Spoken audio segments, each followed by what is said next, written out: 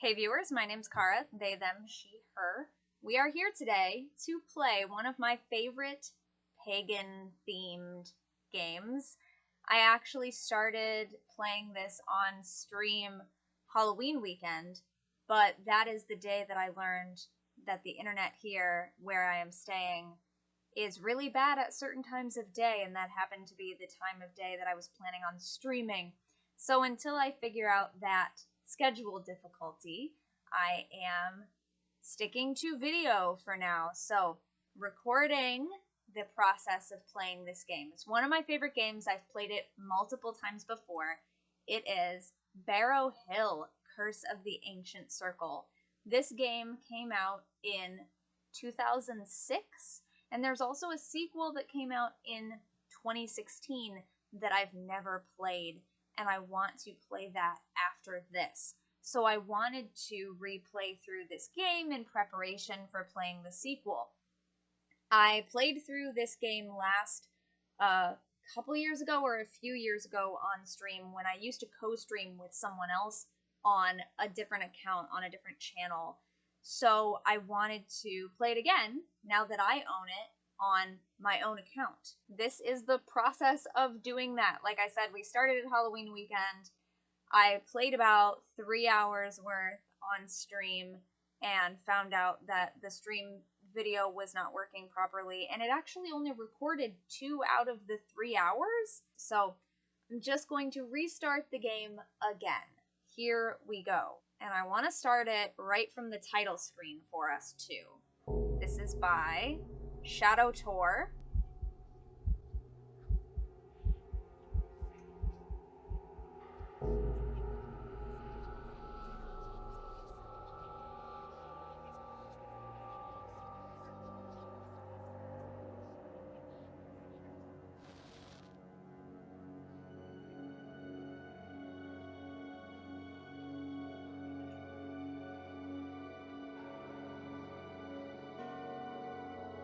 Have to stop to appreciate the music and the sound design. We're gonna click New Game. You're listening to BHR, your local radio station on top of the world. It's exactly 15 minutes to 8 and this is Emma Harry. I'll be with you from now till late past the witching hour, and I'm inviting you to stay right here with me. It's 15 degrees outside tonight up here on Barrow Hill. The weatherman's trying to spoil it for us. He says we may be in for some rain tonight, but from where I'm sitting, it looks like it will pass us by.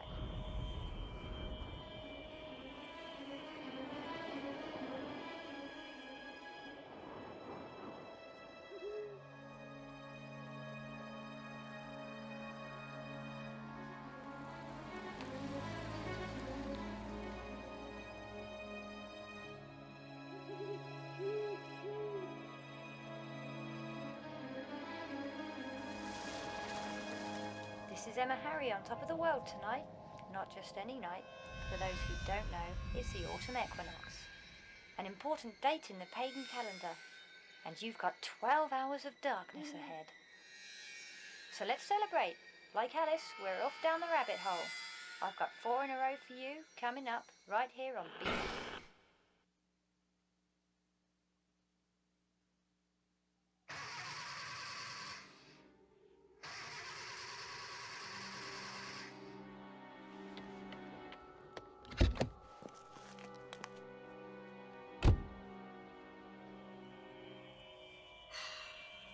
So, here we are. I'm going to turn down the audio slightly so that we can get situated here. So that's our intro to Barrow Hill, Curse of the Ancient Circle. This is a point-and-click adventure game. It's one of my favorite type of games. There is some puzzle solving, things we need to find. There's a lot of reading in this game. I'm going to be doing a lot of reading. I have played this multiple times before, but I'm not playing this as a speed run, so I am going to be clicking on everything, showing you everything, reading everything, even though maybe not every single thing is vital to solving the game. We're going to go through it as an experience. So it is not my first playthrough. You're not getting a first impressions, but we're also not doing it as quickly as possible. There might be some things that I skip because I know that going through every single frame is a little bit much. But for example, let's put the audio back up and start clicking around. I'm going to show you. So when I first played this game, oh, there we go. First of all, let's click and get back in here. This is how I played it. I clicked every direction. We have to look in every direction. Step forward, click again. Anything here? No. Other side. Oh, we get a cricket. So like that, every step of the way, I was looking to and fro, left and right, everywhere, to make sure I didn't miss anything. I might skip some of that because, like, for example, I know that there is nothing on this specific screen. So other than showing it to you right now, I might skip things like that. However, behind the car,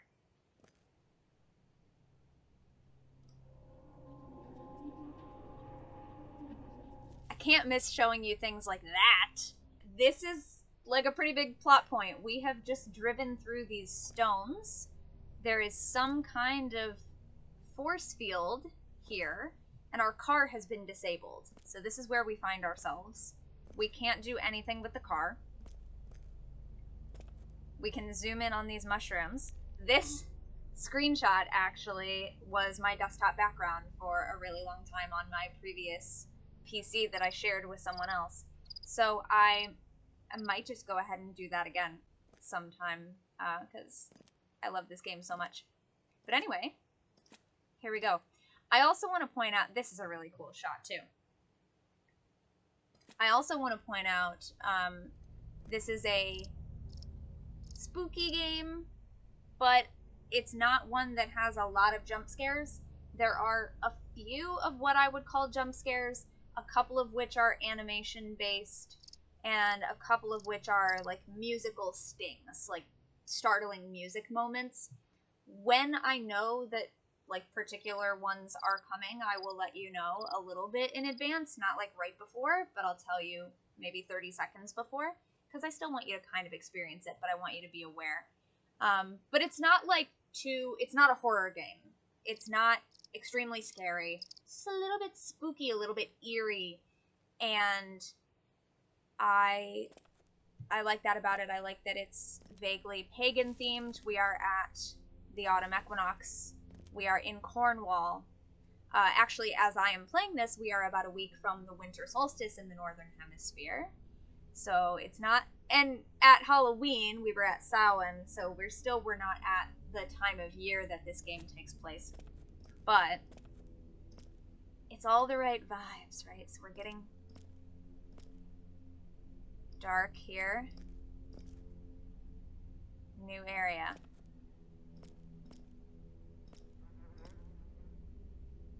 Bugs. I'm hearing bugs.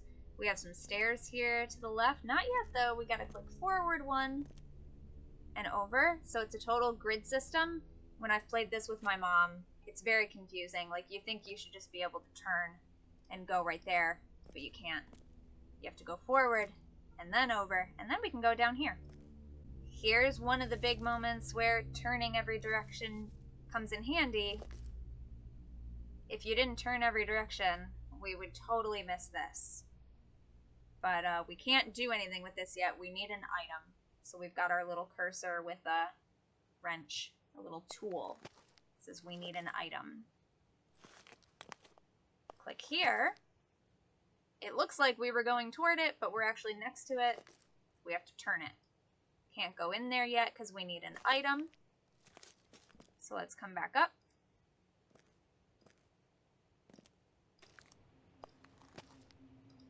Oh, I see some mushrooms over there. And there's a trail marker. But again, we need an item. We're also getting some interesting music.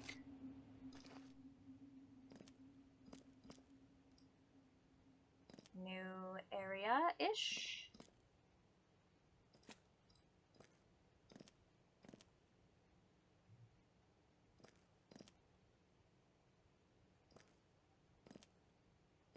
examining our surroundings. Lovely trees here. Oh, we can zoom here. We can zoom again. Some red berries. A new area.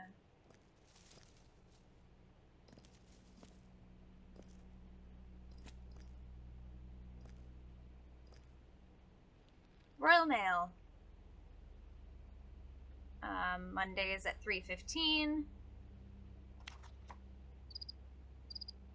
Dear Marianne, hope you are well, and the clothes shop is busy, busy, busy. I will be needing a new nightie soon for the chilly winter nights. The autumn equinox has really sneaked up on me this year. Thank goodness for Saint Annika. Oh, of all the cheek, have you seen the stamp on this card?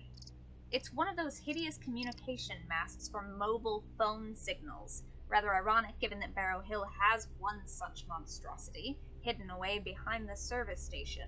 I wish the thing would get rusty and fall down. Chat again soon. Yours, Elsie. Sent to Marianne Maypole, Marianne Fashions, Upper High Street, Sorepoint, Cornwall. So there's little bits of information here and there like that we may find handy. This whole fence on this side, all the way along here, that's the edge of the map. We can't go that way. If you're a person who gets really turned around in games, like my mom, when I've played this game with my mom, she gets super turned around and she always thinks she's going a different way. I apparently have a decent sense of direction when it comes to point-and-click adventure games. So I have a decent sense of direction in life, too. But just so you're aware, whenever you see that fence, we're looking the other way and we can't go there. Is there a car here at the service station? We have some Aqua Sensations, Omega-3 Regeneration, Natural Restoring Hair Tonic, Marine Enhanced. And it says we need an item. We can pick it up and put it down. You have to zoom in and then zoom out with a lot of these things. Okay, so that's just the same place we were.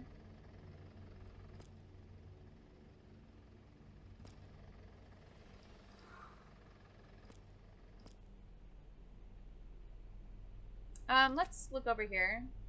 This is the little motel area. Wind chimes. There's a couple rooms. Well, a few rooms. There's room 3, room 2, room 1. And at the end here, we have a beverage dispenser, a vending machine. We need 50p coins.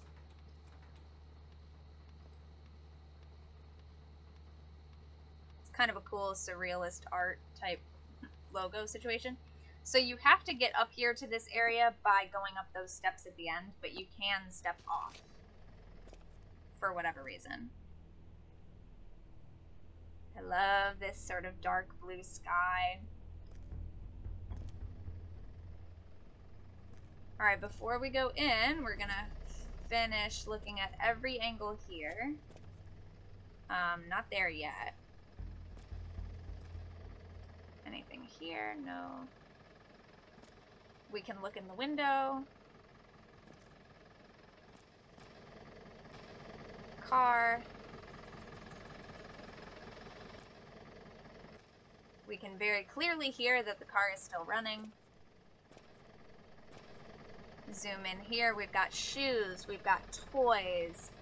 Coloring pages. Crayon. And now we can't click that crayon again, and that's because it went into our inventory, which is down here at the bottom.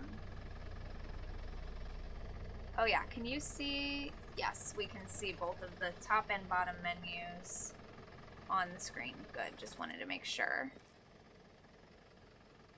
We have a big pile of stuff here with some glasses in it and a book. On the Cornish Fungi Kingdom by Alan Hayting. that... well, let's wait till we step away from the car, because I feel like it's a little loud. Zoom, zoom, zoom. Cats matches. Oh, now that disappeared. That is now in our inventory. We have matches. Alright, it's a little quieter right here. I just wanted to say, so a couple things are down here in our inventory. That Cornish Fungi Kingdom book is now up in our top inventory, and we can actually open that up and look through it. Published by Barrow Hill Press, first edition 2003, copyright 2002, Alan Hayting. And I won't read this entire thing right now, but, or maybe at all, I don't know, we might not read through this whole thing in the playthrough, but there's an introduction talking about mushrooms, identifying and collecting them, a warning that some are deadly poisonous, and caution must be taken. And then it's sort of an illustrated guide to a bunch of different kinds of mushrooms. So here's those ones that are up by our car that I like, the shaggy ink cap. These ones are very fun to draw. I draw liberty cap mushrooms a lot when I draw mushrooms, and this sort of tree climbing type Pinellus serratinus, olive brown Pinellus, it says. And liberty caps, psilocybe semolenciata, I guess. Honey fungus, amethyst deceiver. That's a heck of a name. We have destroying angel and false death cap, which look very similar but different colors. Deadly poisonous, it says. Oh no, similar to the deadly poisonous death cap. Gas agaric, dryad slumber, tawny grisette, stinking parasol. And it won't go any further, so that's the end. But anyway, that's where that is up there. So certain things are going to go to the top menu. Let's check out the bathrooms. Stop. Friend, foe. Feeding seagulls harms them and us. It's showing like a seagull flying in the air is a friend, a seagull standing on the ground is a foe. Turn. Okay, that was kind of an unnecessary musical sting that I don't always remember hearing.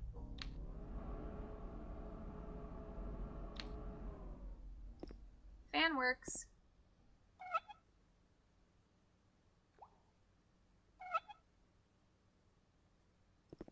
Faucet turns, but doesn't give us much. We can sit down on the toilet.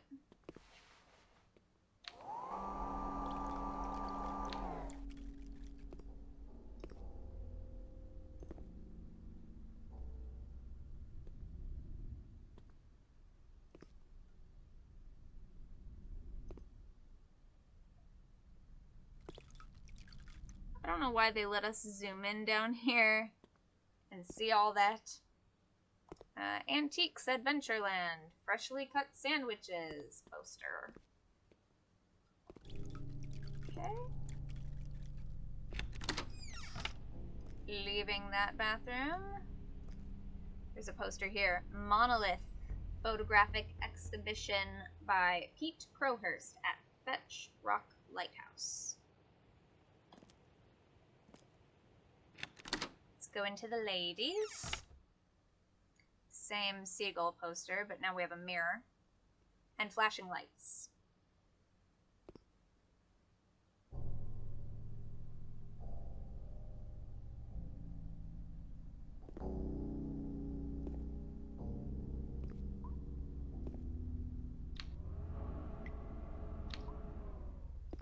Fan still works.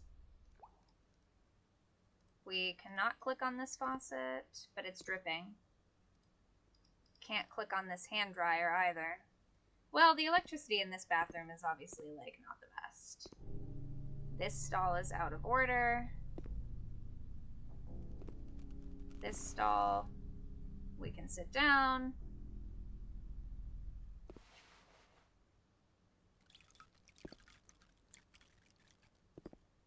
And that's it. I could have sworn I picked up an item out of these bathrooms before, last time I played, and then when I played with my mom, I kept, like, thinking there was supposed to be an item in there for her to pick up, and there wasn't anything. And there wasn't anything just there either, so clearly I misremembered. There's this lit up sort of poster advertisement showing like a castle tower, and it says Most Ancient Live, monthly episodes only on 14 TV. And it's getting brighter and dimmer, and when it gets dimmer, if you notice anything right here in the corner, there's like a face. There's a lot of faces hidden all throughout this game. I might not point them all out because I might not even see them all. But there are a lot of faces. So if you see faces and I don't say anything, you're probably not seeing things. They are here. They are everywhere. It's a very cool little detail. We can look in this window. What the hell happened here? Something looks like it exploded. Possibly that vacuum cleaner, but who knows? Is there anything else we want to do out here right now? No, let's go ahead and go in. Will anybody ever find me? Will I disappear too? Another corner in a newspaper? Another clipping for the scrapbook? It will be me next. It's coming out of the darkness. I've seen it. It will be looking for me. The ancient kings, they've been awoken. I don't believe it. I can't believe it. The rocks are alive. It's hounds hunt us. The sentry is out there hunting us. So he'll keep talking for a bit if we let him. It's coming out of the darkness. There we go. It's starting to repeat. They started to run. It all happened so fast, so quick. He sat there for so long, forgotten, innocent. Let's go ahead and click. What's that? Who are you? You can't. It wasn't there. But then it came up. I heard it. Oh my God. The power went. Breathe. Then there was a huge surge and all the lights flared in the forecourt. I went into the kitchen, but it was too dark to see. When I came back out, it was there, standing by the motel in the gloom. I couldn't light that stupid lantern anyway. You might need it if you're out there. With that thing, you'll be able to get about easier. If you can get it working. Can't you hear it? Searching. What was it? They told me, don't work up here. My mum, she said it was a bad place. To stay away. Why didn't I listen? Those stupid old stories and the freaks that tell them. Maybe they were right. Stay away. Stay away from the Barrow. Hey now, What was first meant of all, to be honoured, remembered, has fallen into ignorance. Why is it awoken? It was him. Them. They disturbed it. They set something free. Put it all into motion. It couldn't have been real. I must have been dreaming. It's like living in a nightmare. Nothing like this has ever happened to me before. I'll wake up soon. Maggie will wake me up, and I'll be asleep in the cafe.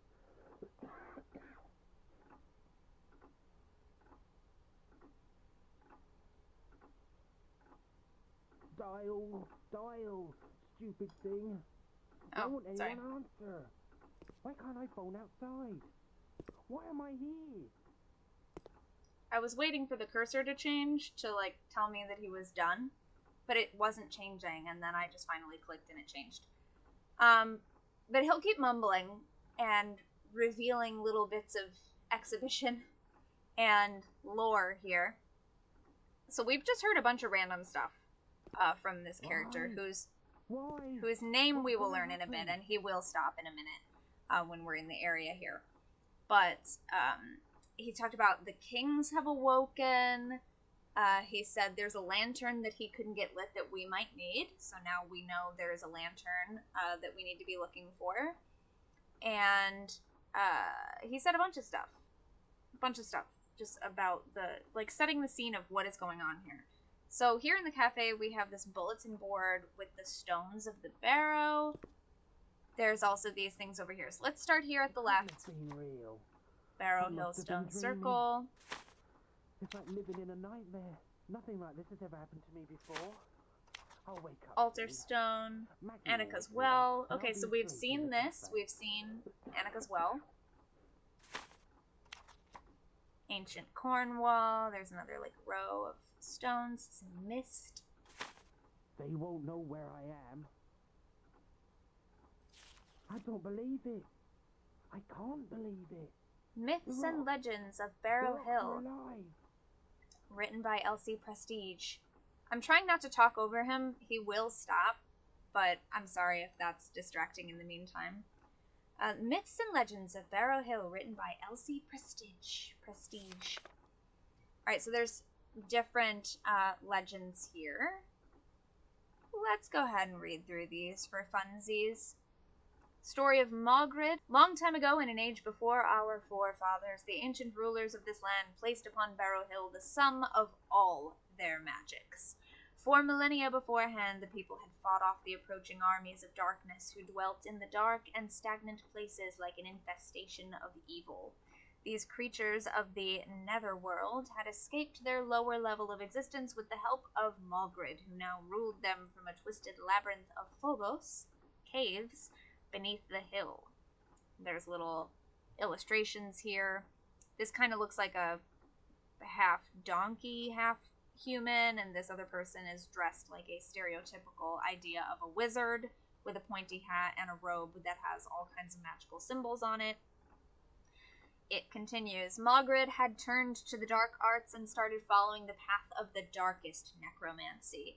His mind and body had deformed with the dark powers until his very soul was possessed with wickedness and festering evil. The ruling kings banded together and marched upon Barrow Hill, which held the entrance to Mogred's lair.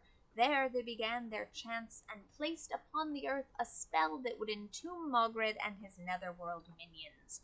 To guard the prison, the kings themselves became tall standing rocks encircled about the seal. They have guarded it for centuries to ensure it would never be opened again. Then there's an illustration of a person carrying something. It's hard to tell from the illustration, honestly.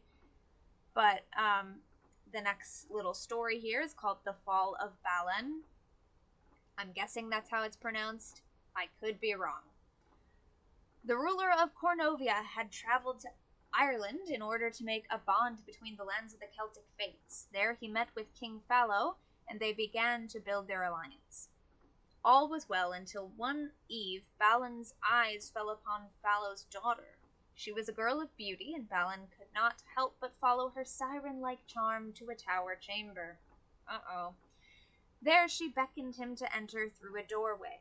Balin was transfixed by her magic as the door closed behind him, and his mind was lost to the fair lady.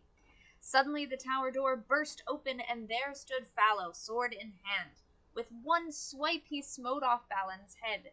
Fallow looked around for the girl, who faded away with a mischievous giggle, for it was not really Fallow's daughter, as she had passed away years before.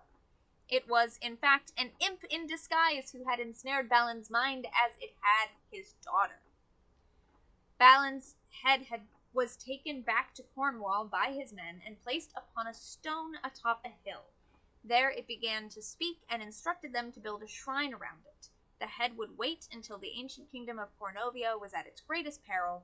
At that time he would awake, and his ethereal body would rise from the earth to defend his kingdom. Then we flip it over, and there's another story on the back. This one is called Teeth of the Demon. And it has an illustration of kind of like a dancing imp-ish sort of figure, and what looks like maybe a member of the clergy, because he's wearing like long robes and carrying sort of a scepter or staff. So maybe a king, maybe a priest, not sure. There's kind of a crown-like thing on his head. It's unclear. But anyway, I'm sure maybe we'll find out with the story. The story is, the earth was still new, its plane of existence green and lush. The most spectacular of the lands was that of Cornwall. Sprites flicked between the trees and plants, tending to them as they went. Their songs sang out beautifully and echoed about the lands as far as the Isle of Lyonesse, where lived an evil demon of molten rock and fire who looked upon these lands with contempt and disgust. He had existed long before the land of Cornwall and was jealous of the sprites. Their song of beauty had driven him to despair. Each note burnt his twisted body. He set out one day to take revenge. He burrowed into the ground and began to tunnel from the island towards the mainland. As he clawed the earth in front of him, he threw the rock back out of his tunnel. It fell from the isle into the sea and caused a huge wave. The demon continued to rip open the earth. The spines on his back sliced a groove in the roof of his tunnel like a massive crack.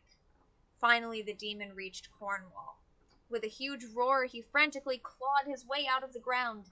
His fiery skin tore open the rock, and he pushed his open mouth forth to bellow fire into the sky and turn the forests into ash.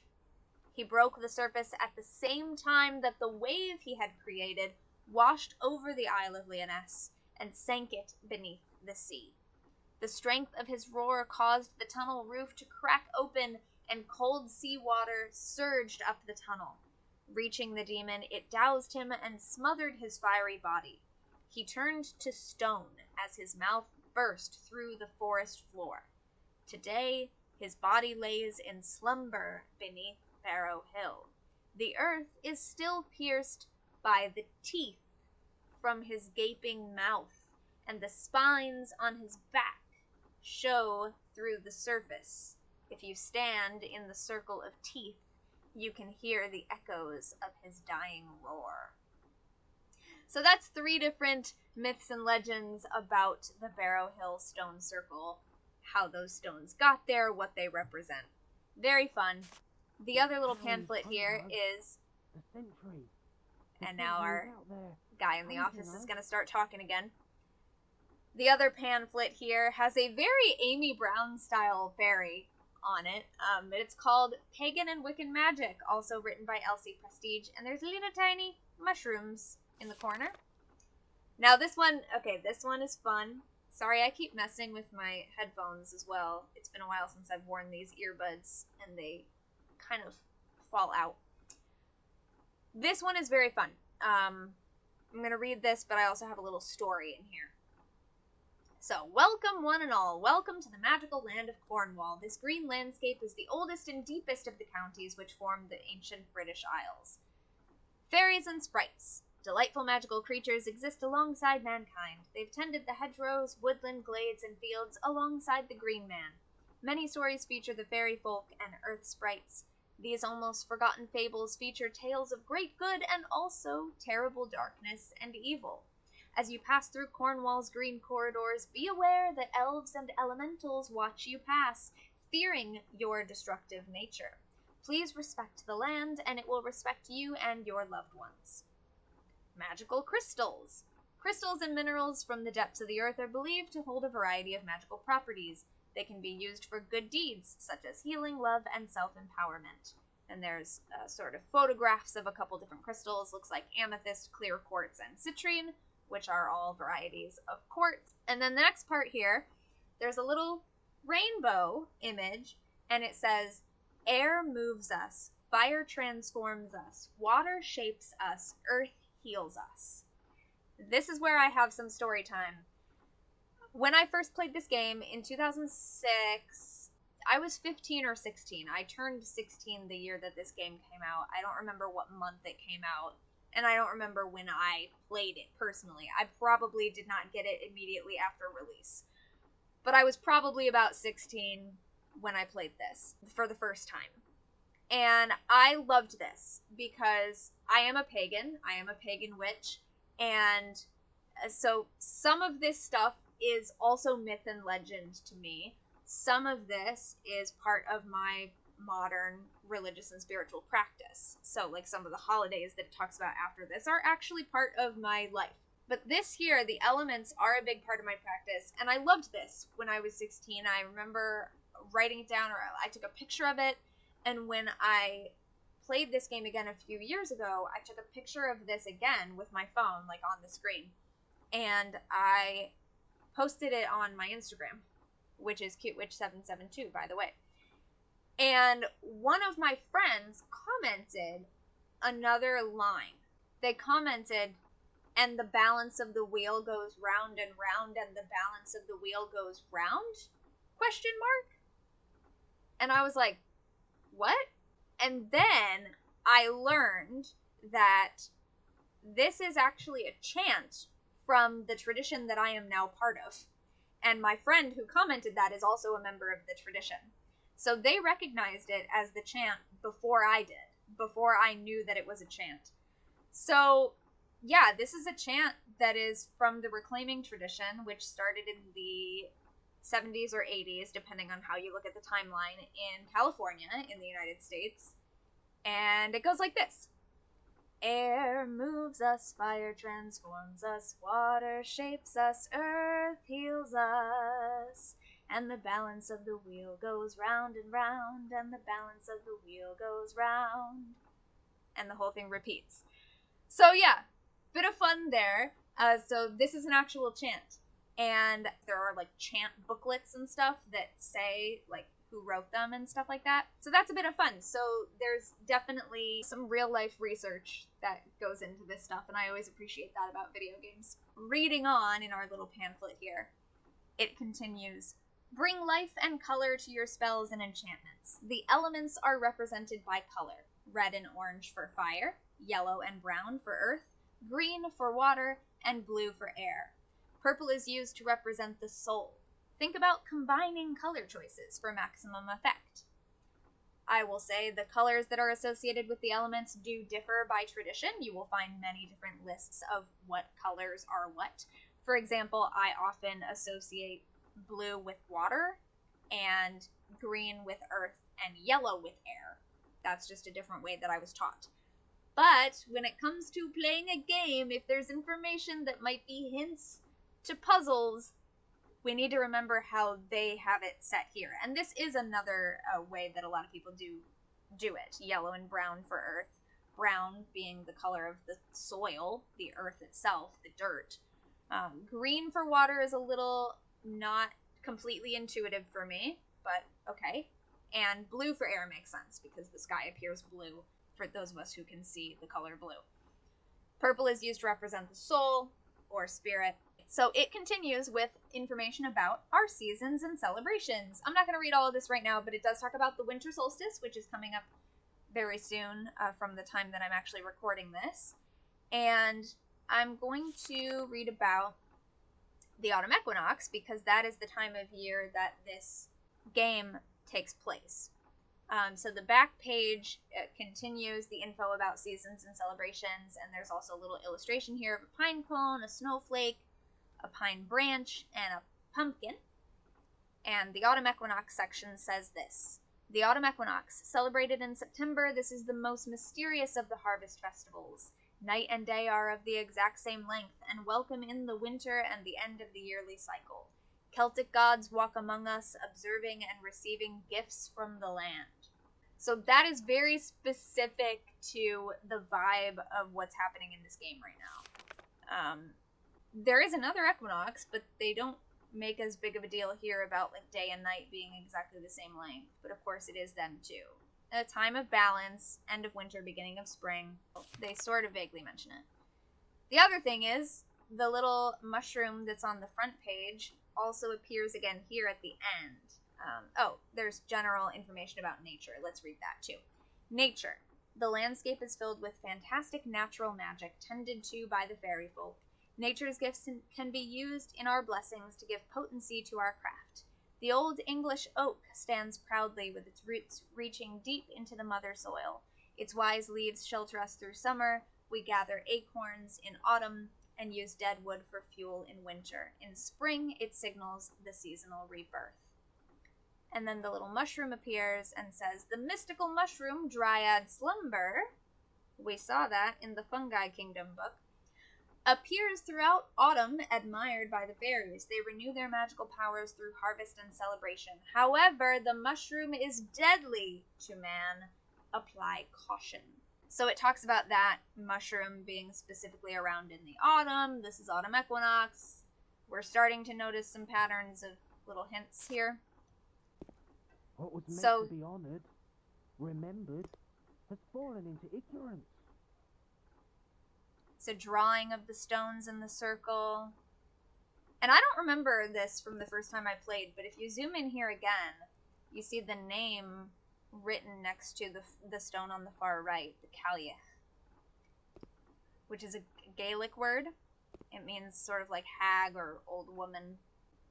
There's an image here of the stones in the circle. Little info here, Barrow Hill Circle. There are 2 stone circles here at Barrow Hill. A large circle surrounds the base of the hill, and a smaller circle crowns the top where the ancient barrow can be found. Barrows are burial mounds. These mounds have sometimes been added to much earlier existing ritual sites and have become the round barrows of today. Later cremated burials may have been placed within beakers or pots and added to existing barrows. Burials may have been made at intervals of several hundred years, spreading from the Bronze Age through the Iron Age and into Roman times. Marked on maps as tumuli, Tumuli, T-U-M-U-L-I. Not sure how to pronounce that. Barrows are often found in association with stone circles and other ritual sites. The purpose of stone circles and rows is unclear, but is generally accepted as ceremonial. Stone rows and alignments may form avenues. Researchers suggest that circles are aligned astronomically or with other ancient sites and natural features.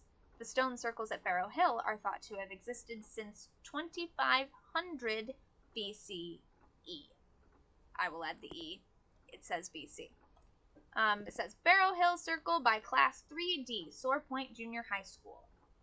And then there's another little sketch of all of the stones here, but when you click this one, it turns it over and we get info on the backs. Barrow Hill Stone Circle from left to right, Baligo, Melka, Dolment, Hammerstone, Henrik, Gavrock, Cailleach. By George. On the other side, there's a close-up of a stone, and this is an in-game image, so we're seeing this digital image. And some more info in the top right of the bulletin board says, megalithic Cornish sites are mysterious ancient places. The earliest Neolithic sites are mystifying chambered tombs which survive from 4500 BCE. These tombs originate from a long-forgotten era. Today there exists doubt about their original use as funeral sites. Such places became reused sacred sites for later settlers in Cornwall.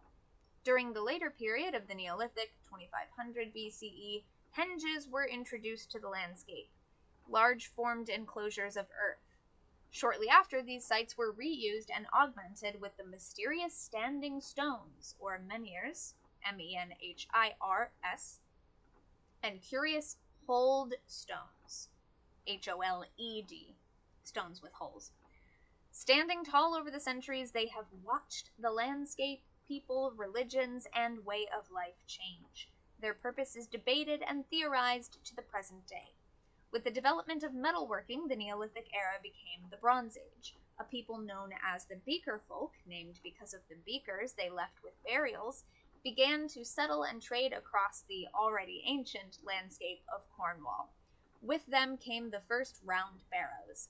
The barrows were the burial and ritual sites of the Beaker folk. As the culture of the Beaker folk developed over time, so did the round barrows they left behind. By 2200 BCE, their funeral barrows had developed different architectural styles, which we can recognize today. Whew, okay, that was a lot of reading. We're going to be done reading for a little while. let's continue exploring. There's a poster on the wall here with some red berries. It says Harvest Festival. We have a basket of things and a sign. Do not eat the exhibit. The bread and eggs are at least 2 weeks old. There's a autumn sale on the Barrow Hill jigsaw puzzle. Buy one, get one free postcards. Here we have a puzzle.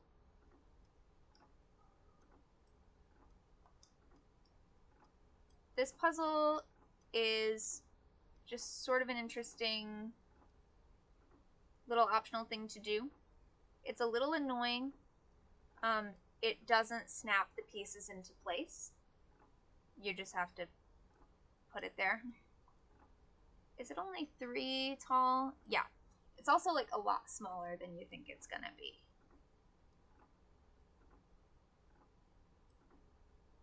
Yeah, see, it's not snapping into place, so it's not exact.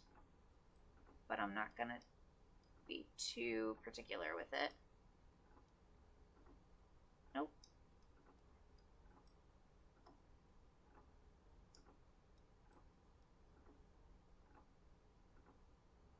And there, see, that's the whole left side and the whole top, so it's very small, actually.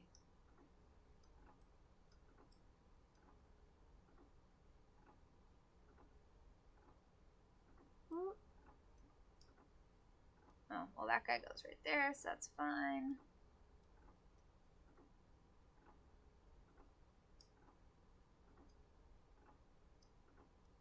This one. Okay, yeah, that's just the font. I couldn't tell if that was me putting it in a weird spot. There we go. Yeah, see, it doesn't snap into place, so, like, it could be anywhere around there, and you just have to do it. Boop! There we go. Nothing happens when you complete it. It's just there. But we get a closer look at the altar stone postcard. It says altar stone Barrow Hill, and we're seeing a standing stone in the back, and then a flat sort of table stone in front. If we zoom out of here and go back in and click it again, it is completed. So that is nice. This is looking into the kitchen area. They drove in and started to run. It all happened so fast. We can see that there is a security camera. There for so long. Alright, now we're in the other room. It's quiet for a moment. We can't hear him talking. Some nice art.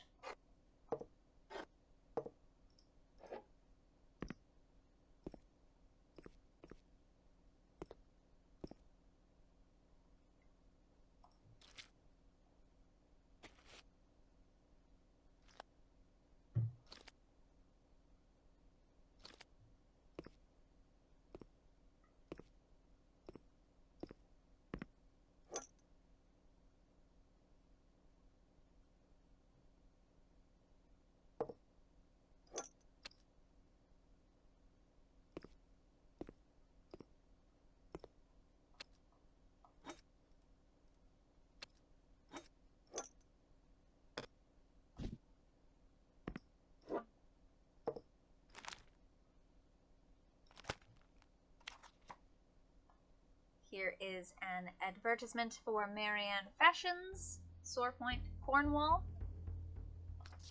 That's where Elsie was sending that postcard that we found in the mailbox, if you recall. Little magazine here, Cornish Monthly, September. There's a little article about Arthurian legends, which I will not read because I just read a lot. But here it is. It's on the screen. You can pause and read it. Zoom in.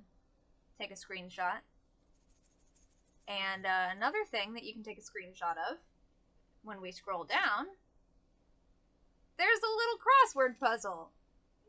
You can't actually do this in the game. I think it would be cool if you could, like if it was a mini game, but it's not. But you can do it. You just can't do it on the screen. So, pause, take a screenshot. A couple of the answers are already in there for you. And some of these, I think, would be answered in the little article above. Some of them are answered in other things that we already read, like, for example, the longest or shortest day of the year, 8 letters, the Old Norse word for poet, English tree with sacred connections in Celtic culture, 3 letters. They talked about that in one of the pamphlets that I just read. Important metalworking expertise. Yeah. Bit of fun there. We do have another little letter, or this is a note, really. It says, Ben, thank you for the flowers you left me. They were a lovely surprise. You know how much work I've been putting into my night course. With the exam over, I look forward to finding out how I've scored. Wish me luck.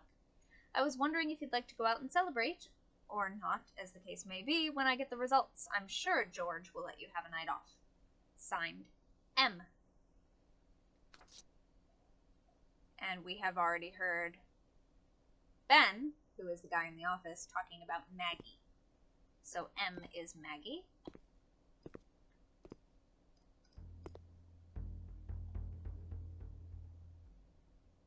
We can read their menu here.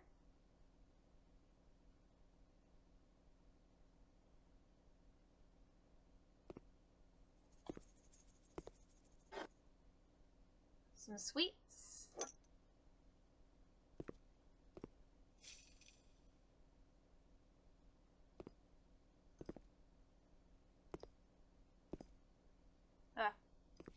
So sometimes it is a little hard to navigate around here. There we go. We need the forward arrow. Bulletin board. A note to all staff that fake 10-pound notes are circulating in the area. Here's their schedule. So we can see Ben usually works the pumps. Maggie and Carol alternate in the kitchen. The cafe is normally run by Carol, it looks like, but sometimes Maggie. And George was going to be working the pumps on the 31st for whatever reason. But George took over the pumps for Ben on the 21st, which is the equinox. So Ben was in the kitchen in the cafe because Maggie's not working.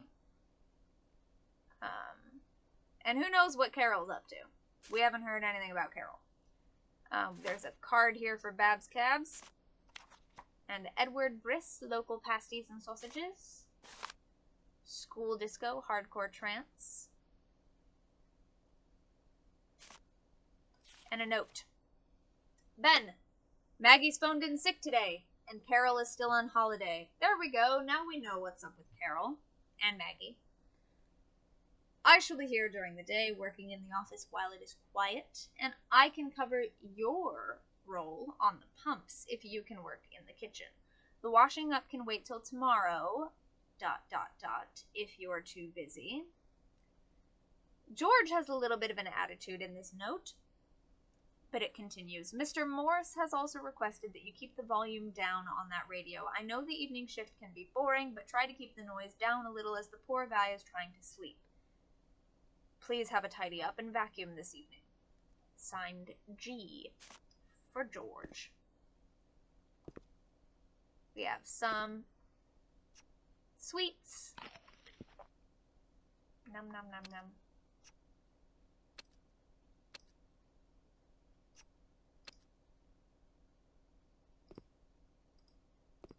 Coffee. Who wants some? We'll just get that started. Oh no, it stops as soon as you go away.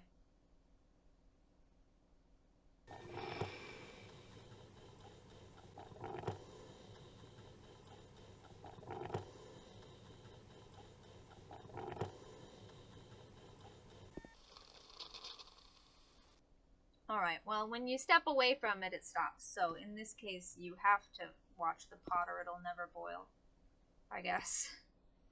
We can zoom on the cash register. It says we need a tool or an item of some kind. There's a note. Ben, can you deliver Phil's dinner to motel room number 2 tonight at 6:30? He said he'll be out on his evening rounds of the dig site, so just leave it for him when he gets back in. Don't forget, the lock is set to 6, 4, 5. Remember, the star and pound keys reset the lock, signed G. Now, these numbers are actually different every time you play the game. So you might be able to tell that that font there looks a little different. Yeah, so room number 2 in this playthrough is 6, 4, 5. That is different from when I started a new game a couple months ago at Halloween. So I do write it down. I have note paper in front of me. This is how I play puzzle games. I make actual notes because you don't always get to keep these things in your inventory to reference. It's not like if I wanted to reference something from the mushroom book, I can just look that up right now because it's in the menu. So I write things down. So we'll be writing things down. And I do have some things written down from when I started this playthrough most recently. Some of those things do not change, but the locks do change. So you actually can't get into the rooms until you go and find the information in the playthrough.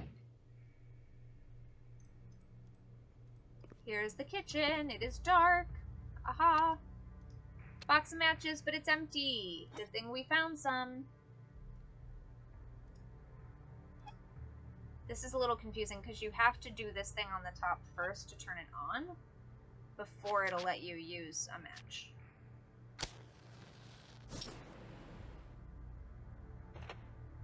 And now we have a lantern.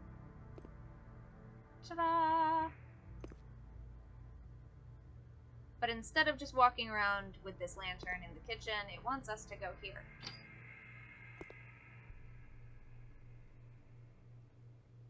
Because something blew out the lights. We have to fix it. It's kind of dark over here on the side, but just outside the light, there's a note taped to the inside of the fuse box. It says, fuses left to right. Lobby, cafe lights, cafe main, kitchen lights, kitchen main.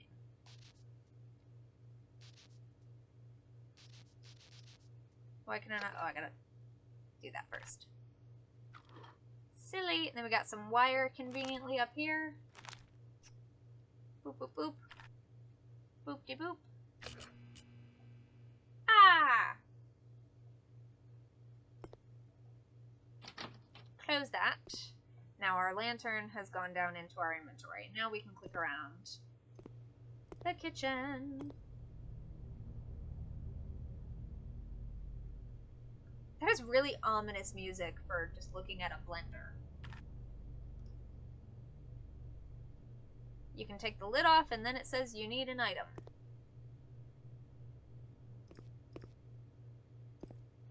Here we can look at some very yucky shelves.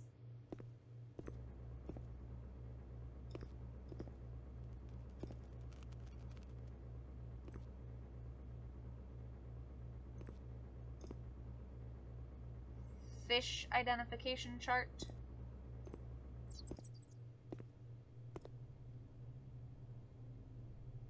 A poster warning that an uncooked egg could be murder. Do not kill your customers. Fair. Shelves with some cans of stuff. Cabinet. Cans. Basket. A basket. Now we have the basket. Okay. This bit is kind of annoying, I will say. When you want to explore down at the bottom of the screen, if you go down too far, the lower menu pops up. And that can prevent you from noticing sometimes when there is another symbol if you're going really fast. So, there is another symbol down here to zoom. It has us looking at this box of sandstone kitchenware egg cups. Very cute. I have things like this. We click on it, and we see one, and we click again, and now we've taken them all. Now we have them in our inventory. I'll just take those, thank you.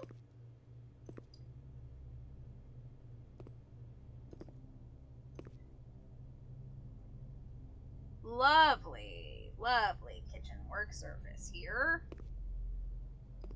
stacks of plates, although he did say the washing up could wait till tomorrow if you're too busy. And I think that Ben became a little too busy to deal with the dishes. I will say that. It's clearly dealing with stuff. So many. There's a nice little radio.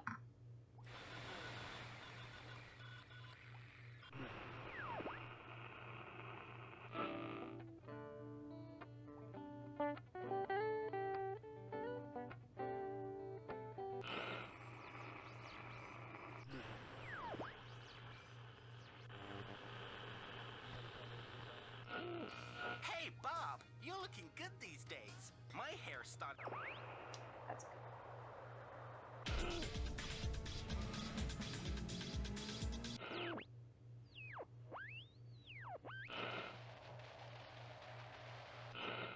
Sagittarius. Jupiter will greatly benefit decisions making this week, as recent events have left you in an uncertain frame of mind. Now this is Emma Harry, back on the air again after that power cut. I'll be your nightlight till around about 1 o'clock, so long as we don't have any more power outs. I've braved outside to fire up the generator and I'm up and running under my own steam. Hi tonight at the BHR station, alone here on Barrow Hill, though I could swear I saw someone up here with me a moment ago. With a little bit less daylight this time of year, you can imagine anything in that ever-increasing darkness. Why not give me a call and say hello on 585? And in case you've forgotten, it's the autumn equinox, the beginning of autumn, or for those from across the pond, the beginning of fall. And while the daylight hours are dwindling, there's a harvest festival celebration tomorrow down by the harbour. But if you're so excited you can't sleep, well, stay up with me and I'll figure out some way to keep you occupied. Okay.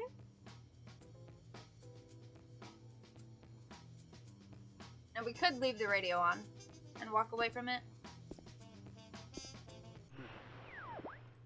I'm just gonna turn it off so that there's less noise. I like to say autumn. I was not raised to say autumn, but I like to say autumn. For the season, and autumn is my favorite season. There's a padlock on this door, leading out of the kitchen. Alright, so where are we now? We have the code to room 2, so we can go into room 2. We can also continue exploring further down the way.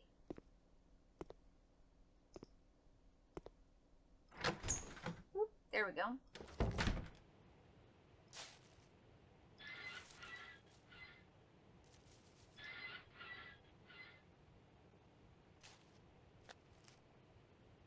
There's our service station, car park. There's a little playground. Why did I just forget the word playground? There's a little playground area for the kids. And we can go around the back. I will say, one of the animation-related jump scares happens back here behind the building. Just so as you know. Oh, but I will also say, the way that we saw Ben, like, through the door, that's the only time that we ever encounter, like, people.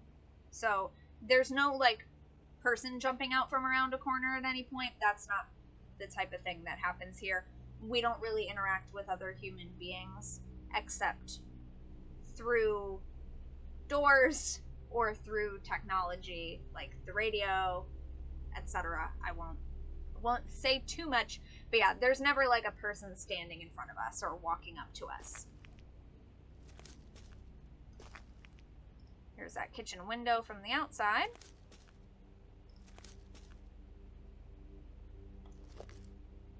Ah, there's that radio tower that Elsie was complaining about. We'll check that out in a bit.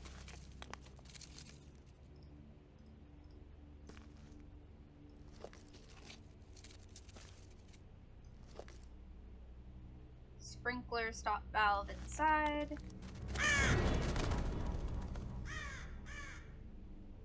There she is.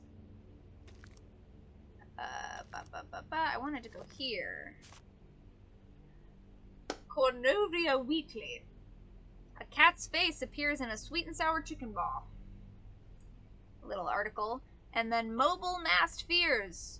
A group of mothers in St. Awful have banded together in protest over the increasing number of telecommunication masts around the area of Dreary Side. Base stations have been installed by Cornwall Communications, similar to radio and television, which they seem to have no issue with. Mobile service operates in a higher frequency range in accordance with the standards of the Global System for Mobile Communications.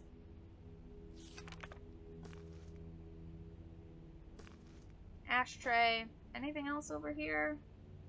No. So just again, there's a reference talking about those mobile television, telecommunications, masks, towers, things. Masts, not masks, like a thing that you wear on your face. Maybe I should run. I can watch outside from here. Now I can see you out there. What are you doing? Hi. We're just looking around. Kings, they've been awoken. Yeah, we're gonna try to figure that out, bud. What was meant to be honored, remembered, has fallen into ignorance. So that's Ben. That's what Ben's up to. This is that door that's locked from the inside of the kitchen. Here's the mobile telecommunications mask.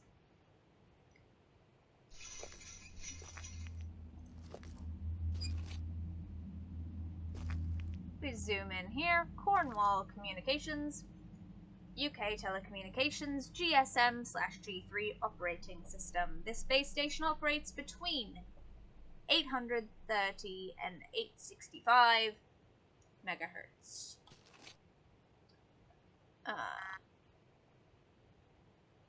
It's not operating right now. Alright, so here's another place where I write things down. It operates between 830 and 865.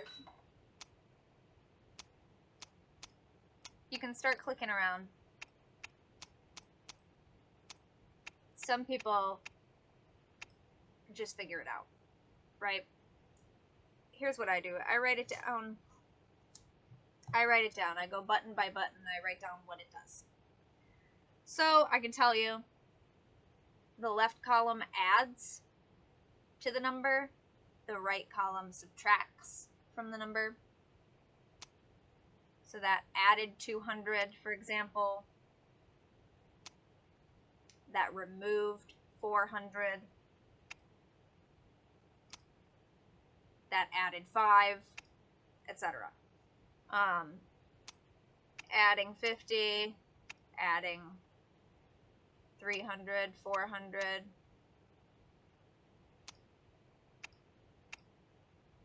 And then subtracting different amounts as well. Once I know what all of those are, I figure it out. Other people click around and they figure it out, and that's great. It's not how I do it. However, that doesn't mean I remember what the solution is. I always have to still do it every time. But we're at 717. We want to get it above 830. So let's add 200 to start with. Now we're at 917, so we need to remove some. Let's go minus 50. It operates between 830 and 865, so we only have to remove a few more. This bottom one removes 5. 862 is within the range. Press the button. Now every time you go back to it, it is running properly. We don't have a phone yet, so we couldn't see that there was no phone signal, but you just come up upon it and it's not working. There you go, you figure it out. But depending on how you go through the game,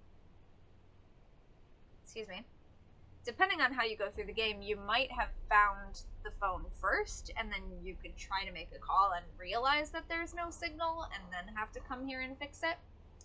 So there's not an exact order to everything in the game, but there are certain things that you can't do until you have done another thing. Let's go back out.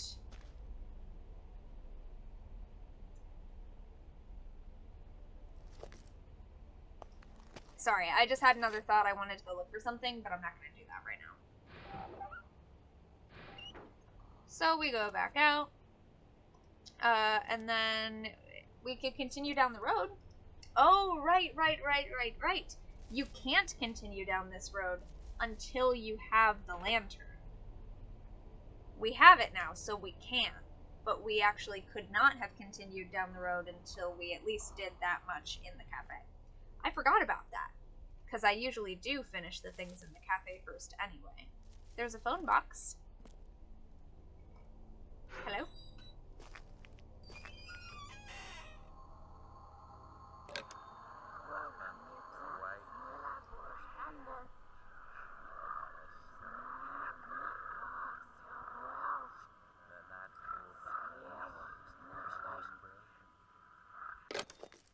Okay, a little creepy, a little weird.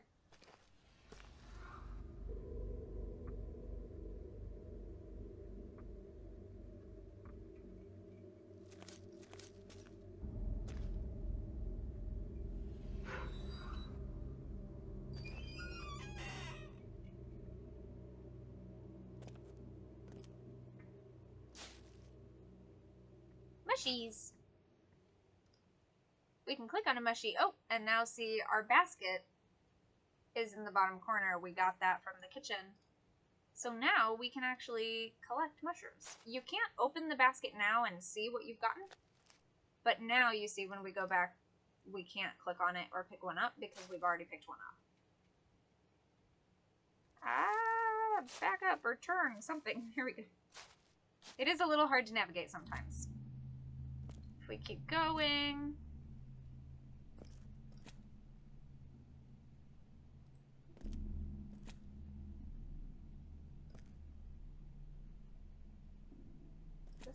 This bit's just completely dark. New area.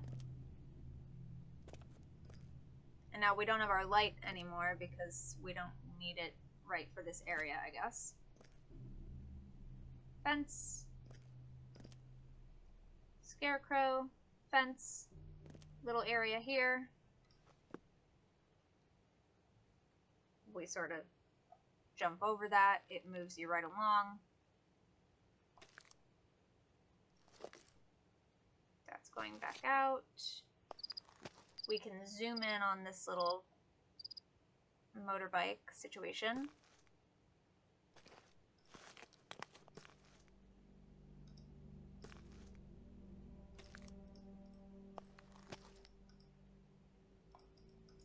There's nothing here.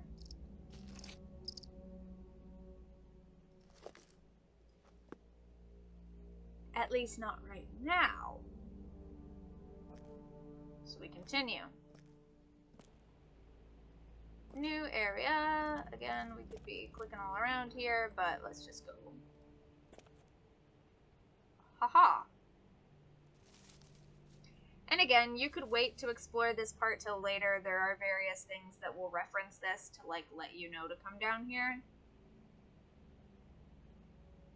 But I just like to explore every single area that I possibly can before I go doing other things, so this is kind of the way that I naturally play.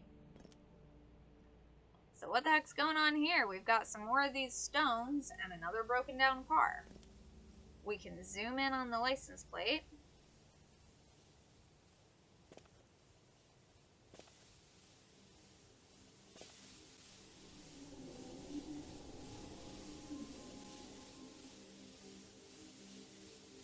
What was I doing?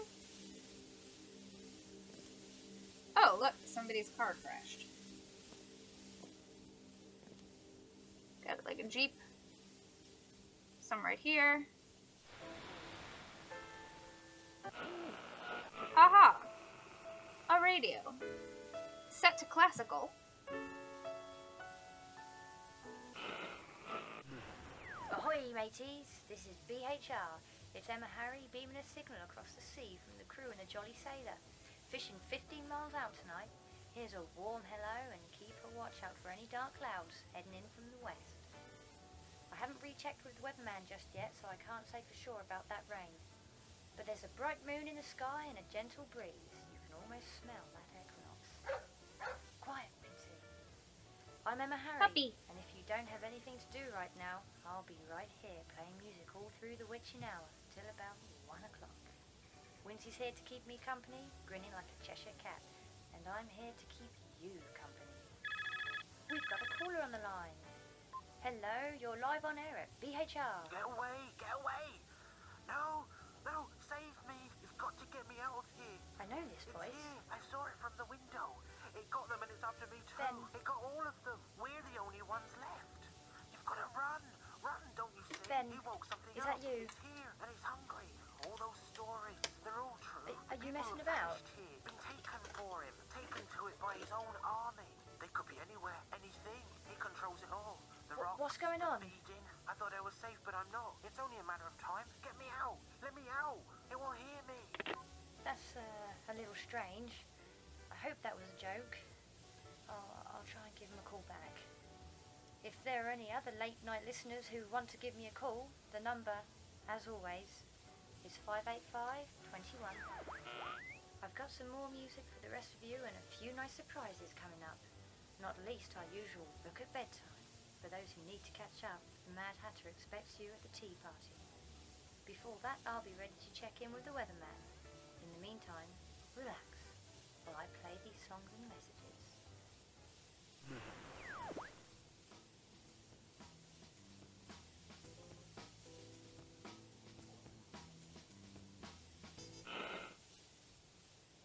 Alright. That's the only thing up here. Yeah.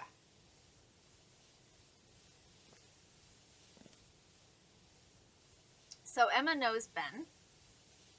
Ben's called her, now freaking out. Ancient Stones of Cornwall by Brian E. Clark.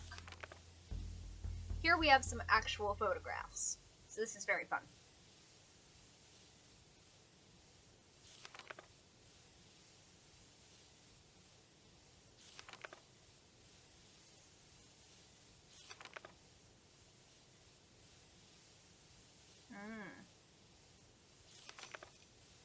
There's a holy stone. Big hole.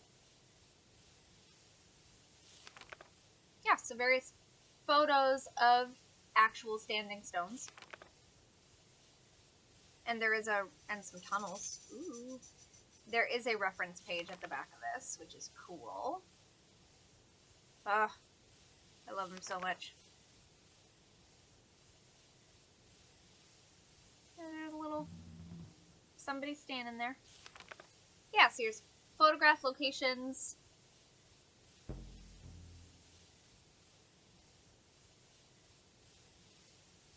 Some things that I know that I cannot pronounce well. But, yeah, there's the actual references to those photos. That's very cool. Barrow Hill Radio. Tune radio to 15.3 for the fabulous sounds of Barrow Hill Radio, your local radio station from on top of the world. Emma Harry, BHR. Excuse me. Cornovia Weekly. Barrow Excavation. Conrad Morse, noted archaeologist, professor, and gentleman, has surprised archaeology circles for gaining permission to dig Barrow Hill.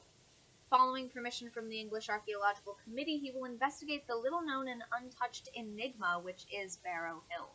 The site has until now been left alone and undisturbed. The monument is not recorded on maps or surveys, and the area has never been touched throughout the centuries it has stood.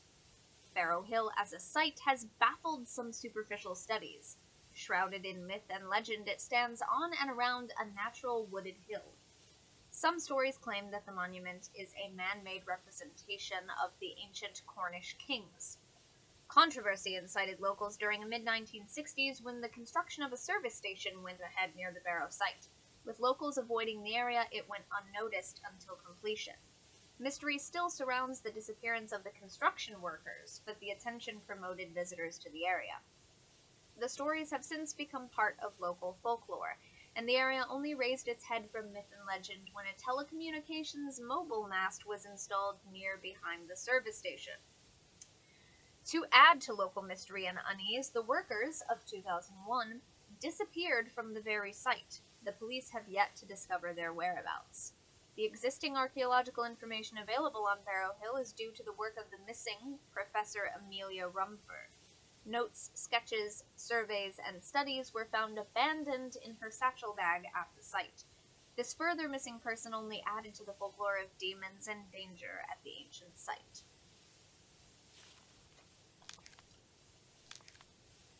Oop.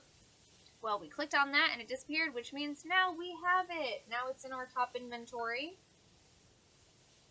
It's a little PDA. Personal digital assistant, not public displays of affection. Remote cameras. So now we actually have access to some trail cameras, basically. Remote security cameras that are set up around the circle. Wait. Is this from a different angle? Yeah, because I think in this one we can see the entrance to the barrow, like, opening. And from this angle we can't. There's the really tall stone. Here's a tall stone. Yeah. Survey map. Okay, so here's the one based upon a 1982 survey sketch by Amelia Rumford, who we just read in that article has gone missing as well. Survey sketch of the area. We will see this sketch and various versions of it many places, so I won't take too long looking at it right now. Notes. The 4 remote cameras will allow me to keep watch over the dig site. I have to guard the circle while these protesters are about. My dreams are filled with images, yet when I awake, confusion descends upon me and the clarity is gone. The whispers on the wind, I followed their instruction. Nobody else knows what I've done, what I've set free. What was I thinking? I know now what I've released. There is so much more I have to explain. I'm staying in room 3 at the service station. I must not forget my motel door code, 488. That is Conrad's room. Alright, so we have that. And that gets to stay on our inventory. We can reference that as much as we want. We have a pile of stuff here with Conrad's driving license in it. Conrad Morse.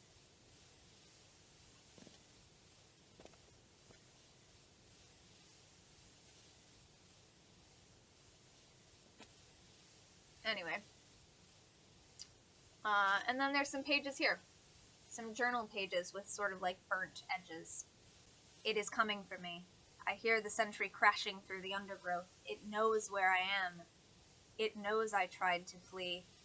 Yet I am trapped here. There is little time left for me. Why didn't I listen more closely to the whispers? Were they a warning or an instruction? Were they the voices from ghosts of the past? I thought I was beginning to understand the ancient monument, yet now I know I was just stumbling about in darkness. If only I had known what we were about to disturb when we opened the barrow. When I disturbed the barrow. He has been waiting for so long. Waiting to be awoken once more. His hunter approaches.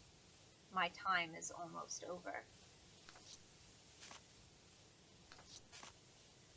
Okay, it looks like there's 2 pages there, but there's only the one that we can see.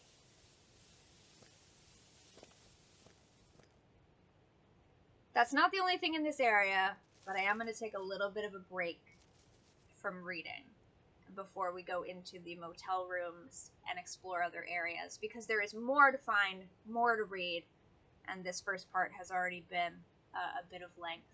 So, we'll leave it there for now. I'll catch you again next time. Thanks for watching. Don't forget to be awesome, blessed be, and goodbye. For now.